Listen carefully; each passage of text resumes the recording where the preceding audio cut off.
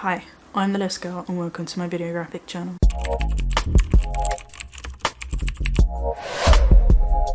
Welcome to day 11 of Autism Awareness Month, and today's topic is shutdowns. An autistic shutdown is a reaction that can occur when an autistic person becomes overwhelmed by sensory or social experiences. It's a response to a situation that causes too much stress, anxiety, or sensory overload, and it can be triggered by a wide range of events or stimulus, such as loud noises, bright lights, overwhelming emotions, or changes in routine. It can often be triggered after prolonged stages of meltdowns and burnouts. During an autistic shutdown, the person may become unresponsive, disconnected, or appear to be shutting down mentally and emotionally. They may stop talking, move slowly, or become completely still. They may also experience physical symptoms such as difficulty breathing, sweating, or trembling. An autistic shutdown is a natural reaction similar to fight or flight or freeze mode. It's the body's way of reducing stimulation and allows the person to cope with the overwhelming experiences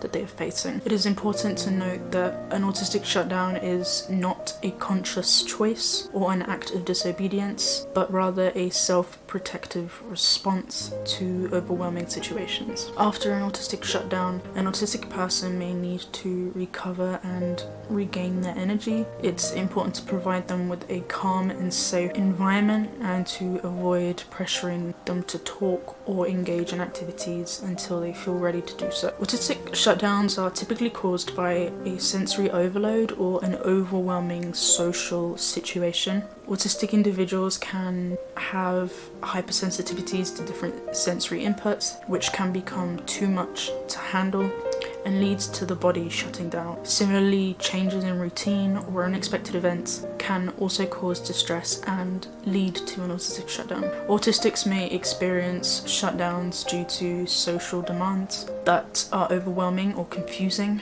They may struggle to understand social cues, facial expressions, or body language, which can lead to social anxiety and therefore shutdown. Each autistic person is unique and may have different triggers that can cause a shutdown. Identifying and understanding these triggers is crucial to help the person manage their environment and prevent future shutdowns. It may be helpful once out of shutdown to ask the individual to identify the cause and, if possible, vocalize it in order to prevent it happening again. During an autistic shutdown, the body's response to stress is activated. It is an involuntary response which can result in a variety of different physical and emotional symptoms. Some common symptoms include 1. Reduced responsiveness. The person may become unresponsive or appear to be zoned out with a decreased ability to process information or communication. 2. Slowed movements. The person may move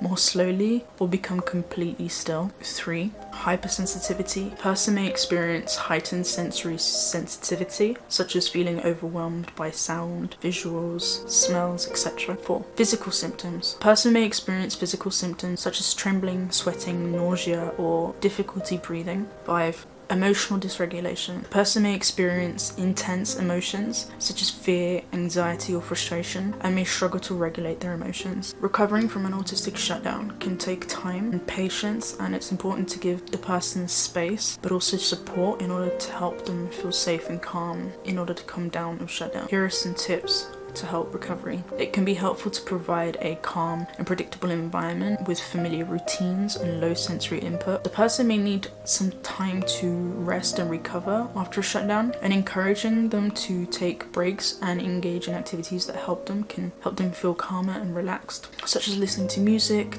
talking, taking a walk, or doing calming activity. Offer support and validation for the person's feelings and let them know that it's okay to take the time that they need to recover. Try to avoid pressuring them to talk or engaging in activities until they feel ready to do so. Try to identify the triggers that may have led to the situation and work to minimize them in the future. For example, if the noise is a trigger, you may need to find ways to reduce noise levels or provide noise cancelling headphones. If the person is experiencing frequent or severe autistic shutdowns, it may be helpful to seek professional help from a therapist therapist that specializes in autism or a healthcare provider. Recovering from an autistic shutdown may take time and can be a process of trial and error as you work to identify what strategies work best for the individual or for yourself if you are the autistic individual struggling with shutdowns. Tomorrow, I will be discussing ways in which you yourself can help your autistic loved one through a